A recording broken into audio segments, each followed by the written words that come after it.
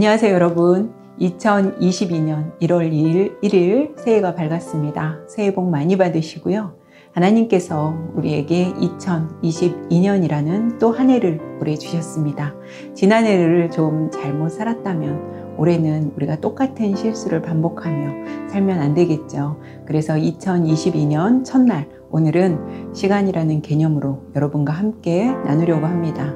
잠자기 전 하루 묵상 시간에 여러분에게 좀 더 성경을 깊이 알고 묵상하기 위해서 그저 귀로만 한번 듣고 넘어가는 것보다는 제가 어떤 그림과 글을 함께 보시면서 여러분들의 그 생각에 더 오래 남으시라고 제가 이제 올해부터는 수고를 좀 했습니다. 앞으로 묵상 시간에는 테마별로 이제 살펴보려고 합니다. 오늘은 제가 이제 시간에 대한 개념으로 여러분과 함께 할 거고요.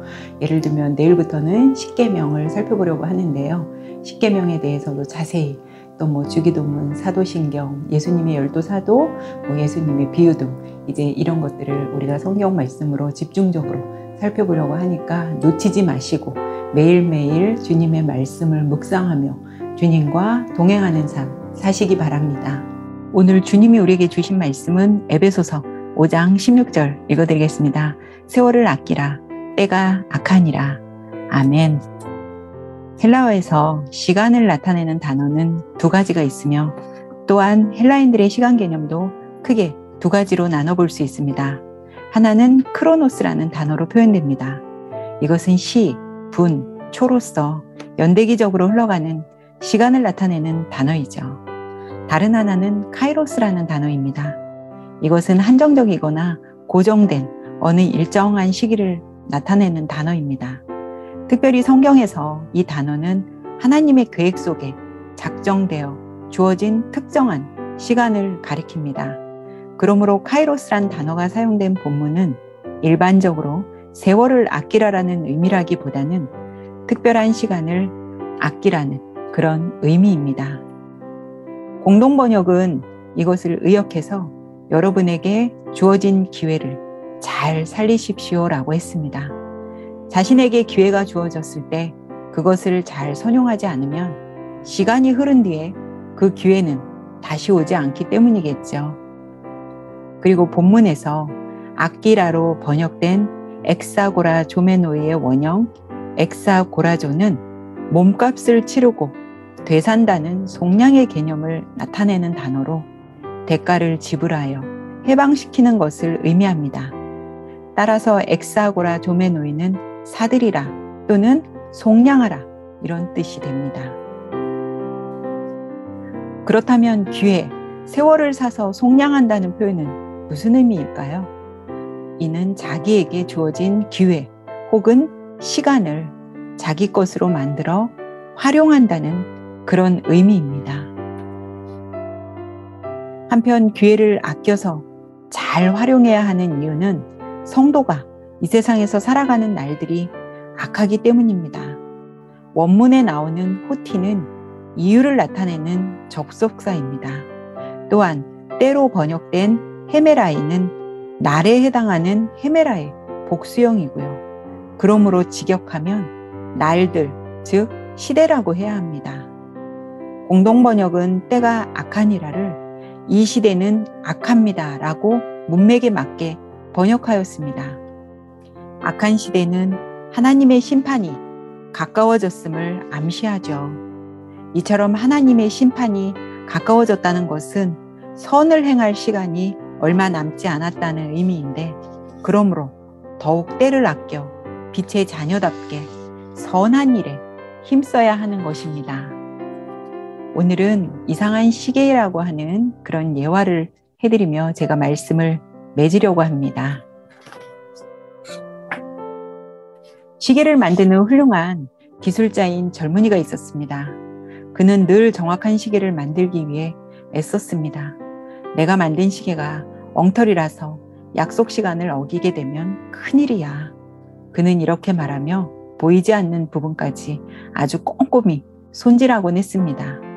세월이 흘러 그는 착한 아가씨와 결혼을 했고 얼마 뒤 아주 예쁜 딸을 얻었습니다. 그리고 그날부터 딸에게 선물할 특별한 시계를 만들기 시작했습니다. 다른 사람이 주문한 시계를 만드는 틈틈이 그 시계를 꺼내 똑딱거리고 만지작거렸습니다. 그는 자기의 온갖 기술과 정성을 그 시계에 쏟은 것이죠. 딸은 어느덧 어엿한 소녀로 성장했습니다. 어느 날 그는 딸 앞에 그동안 몰래 만들어왔던 시계를 내놓았습니다. 모양새는 여느 시계와 같았지만 그 시계는 조금 특이했습니다. 바로 초침, 분침, 시침이 각각 금, 은, 동으로 되어 있었던 것입니다. 아버지가 준 시계를 요묘조묘 살피던 딸이 말합니다. 아버지, 시침이 금, 분침이 은, 초침이 동이었더라면 더 좋을 뻔했어요. 우리가 시계를 볼 적엔 맨 먼저 시침을 보잖아요. 그러자 아버지가 빙그레 웃으며 말했습니다. 물론 그런 생각을 하는 사람도 많지. 하지만 초를 아끼지 않는 사람이 어떻게 분과 시간을 아낄 수 있겠니? 시와 분은 초가 모여 만들어지거든. 초를 허비하는 것은 곧 황금을 잃는 것과 같단다. 초침이 가는 길이 바로 황금길이지. 세상의 변화는 초침에 맞춰지고 있다는 것을 잊지 말아라. 딸아이는 자신의 손목에 채워진 시계를 보며 고개를 끄덕였습니다. 하나님은 우리에게 하루 24시간을 주셨습니다. 24시간을 분으로 계산하면 1440분이 됩니다. 하나님께서 우리 모두에게 24시간을 마음대로 쓸 수 있도록 공평하게 맡겨주셨습니다. 그러나 이것이 계속되는 것은 아니라는 사실을 기억해야 합니다. 아무도 시간을 멈출 수 없고 훗날을 위해 보관해 둘 수도 없으며 자기가 원하는 만큼 늘릴 수도 없습니다.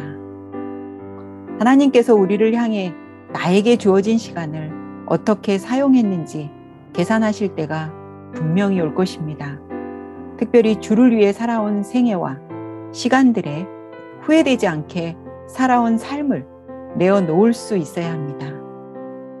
예수 그리스도가 없는 시간들을 살아가고 있지는 않은지 뒤돌아보며 하나님께서 주신 시간을 아끼는 마음과 계산의 지혜를 지니고 살아가기를 바랍니다. 2022년 첫날 오늘도 수고 많이 하셨고요. 올 한 해 모두에게 공평하게 주신 하루 24시간 1440분을 매일 나는 어떻게 사용할지 오늘 밤 묵상해 보시고 주무시기 바랍니다. 오늘도 편안하고 좋은 밤 되세요. 우리는 내일 뵙겠습니다.